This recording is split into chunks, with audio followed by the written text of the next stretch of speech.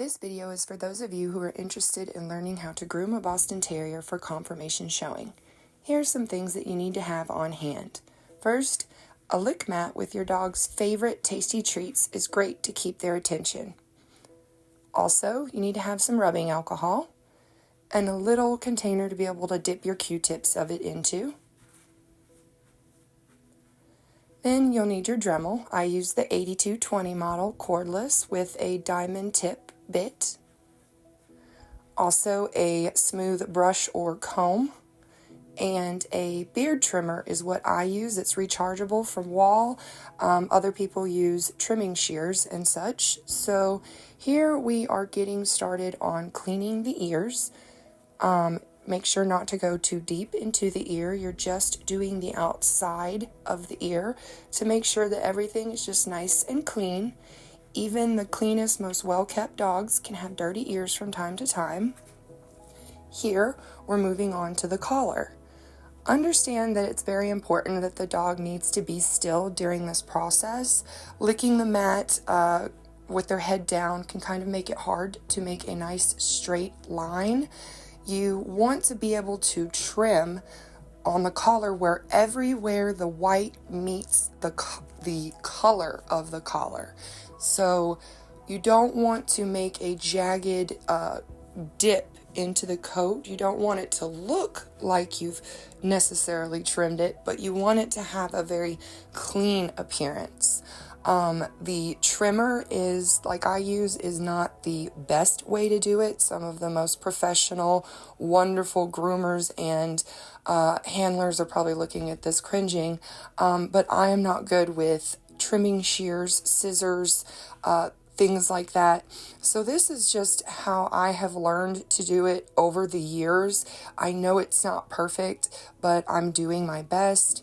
And this was Kevin's very first time standing on the table for a show groom, and I am just so excited at how calm and sweet he's being during the entire process. He definitely got some of his lick mat between, so don't think I had it there just teasing him. He definitely enjoyed it. Kevin is owned by myself, my mother, and his primary owner is Linda Gurley in Corpus Christi, Texas. And much thanks to her for working with him so diligently, getting him ready for this show, doing lots of practice. And she made many trips to the ranch here, and we did lots of practicing here as well. This past weekend was Kevin's first show at the 80th annual Corpus Christi Kennel Club Dog Show. He did very well. He got 1 point on Thursday. He won again on Sunday, but without class competition, he wasn't able to obtain any points, which is okay. We know with the freeze coming, there were some breeders that were not able to attend the show on Sunday, getting prepared for the freeze, getting their homes all safe and pipes all wrapped and everything. So very understandable. But anyways, so we're getting done with the right side of his collar here. You can see he does not have a straight collar all the way down this side, so it does make it a little bit tricky to be able to properly line this up. But with practice and time, it does get better. And you know, if you make a mistake, just do your best to blend in the coat around it, so that way it doesn't look so jagged and hard edged. But it's very important that you try to trim up everywhere where a white hair touches the color. On most all of the dog, I don't do the legs like a lot of people do. Some people like to do the entire dog. I stick with the collar when it comes to lining up like that. So here we are moving to the left side, which you can tell that is a lot straighter. So this side was a lot easier actually.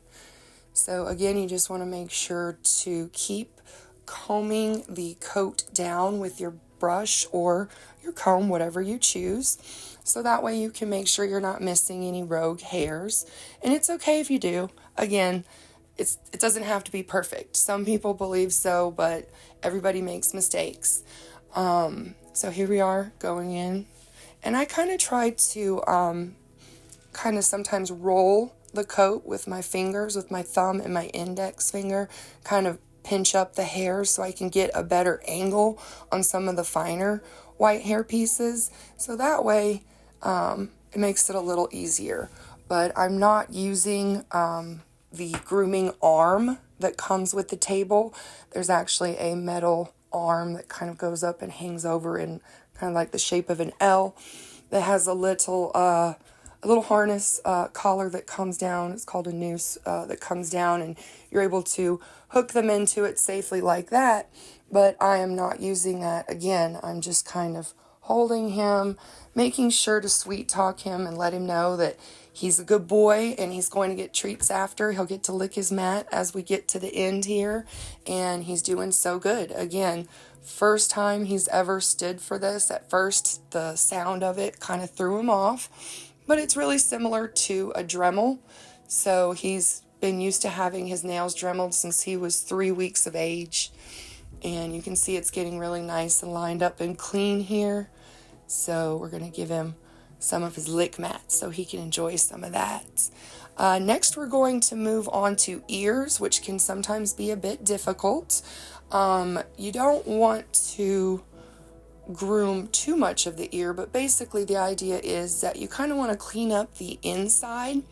There's a lot of hairs that grow inside the ear there, and just by cleaning up inside and then smoothing the edges, you can really help define their expression.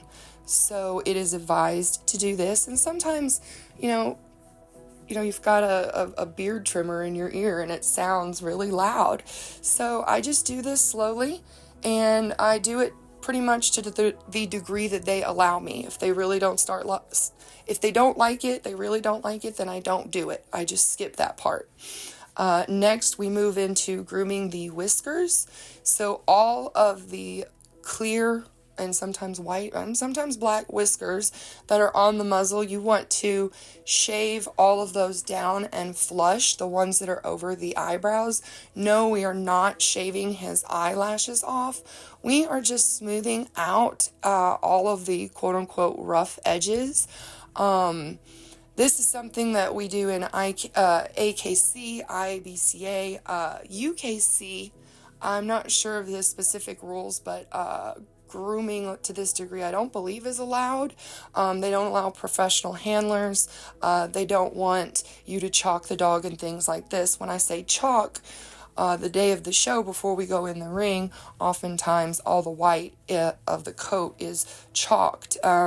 Kevin has some ticking on him, but the chalk is not to cover up the ticking, it's just to whiten the actual coat itself a little bit better than perhaps just the whitening shampoos and stuff have done.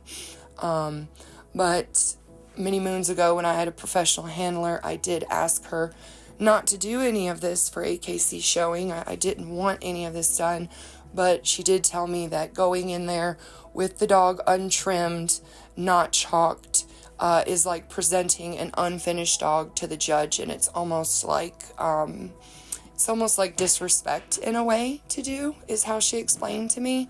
So I try to do the least amount that I have to do that kind of makes us fit into the big time with all the really gorgeous dogs that are at the AKC shows.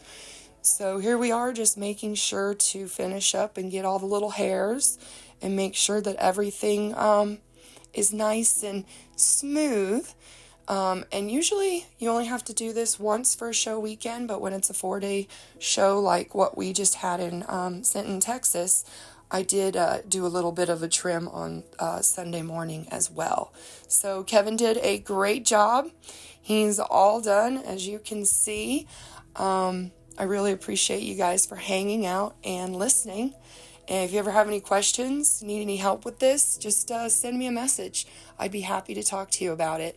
Thank you all for the support and the kindness in my showing of Kevin, and my mom, Linda, and we all thank you so much. Love you.